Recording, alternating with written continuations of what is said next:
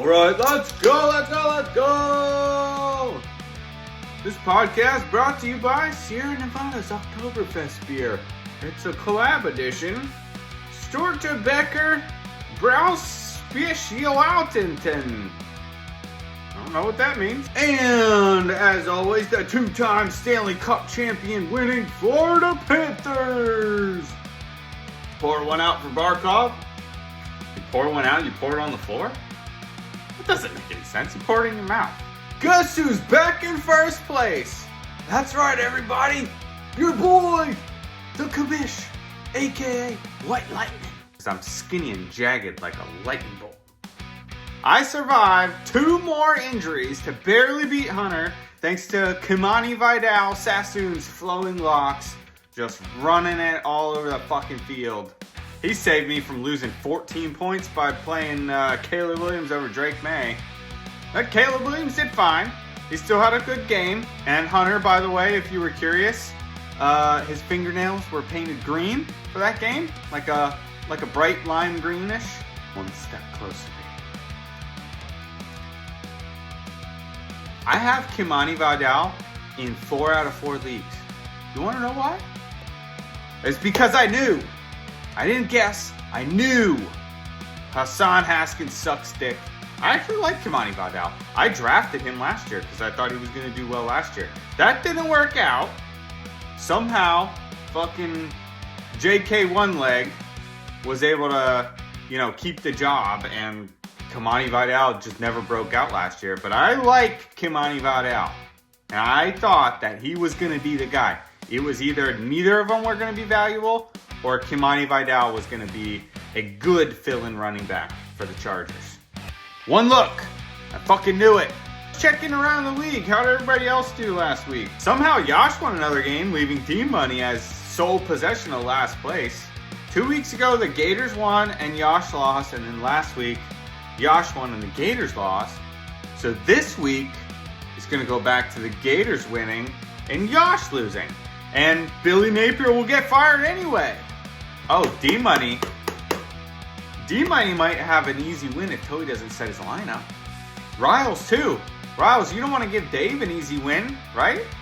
You need to set your lineup. I know you're giving me some kind of look right now, Dave. Just fucking eat a dick. No easy wins around here. Team Layton was the other team that saved itself from being tied with Derek for last place last week. And you guys also won the week. Somehow out of nowhere. Fucking 150-something points. Big ass week. Partially thanks to Josh Jacobs, who was recently acquired in that trade. You did win that trade last week, but I don't know if you're going to win it this week. Brett, do me a favor. Slip your son a 20 so I don't have to. So yeah, like I just mentioned, I don't know if you're going to win that trade this week, because Caleb is off to a ridiculously hot start from Thursday Night Football for the 2nd week in a row, thanks to Jamar Chase's 30 fucking points. What the fuck, man? Joe Flacco is making me look bad over here. I said when that trade happened, I didn't know if it was going to go that well for the Jamar Chase side because of Joe Flacco in that line. But the line doesn't matter. Joe Flacco is getting the ball and throwing.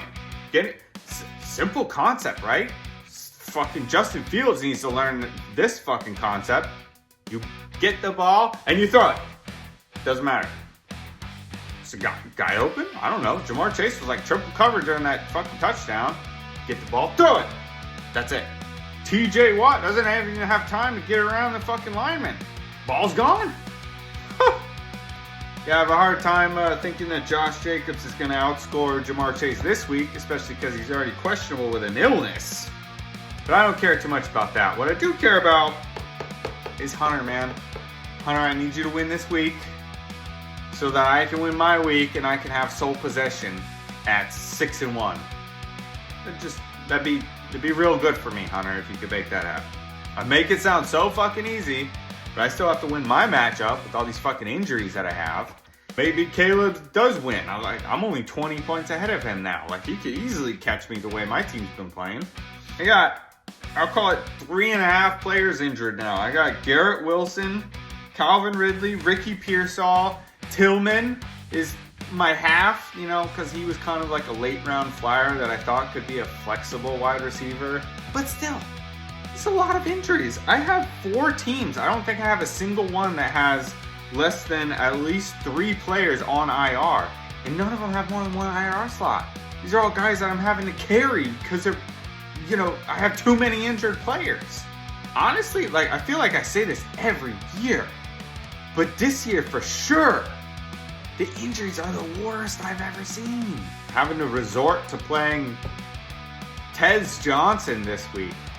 Hopefully, because I called him out, he goes for 100 yards and a touchdown like Kamani Vidal did after I called him out last week. All right, the last thing that I wanted to bring up for this week, Caleb Watch. Caleb Williams currently on pace for 4,008 yards, which puts me on pace from $100 from the inferior, non-fingernail painting, non-millionaire NFL quarterback.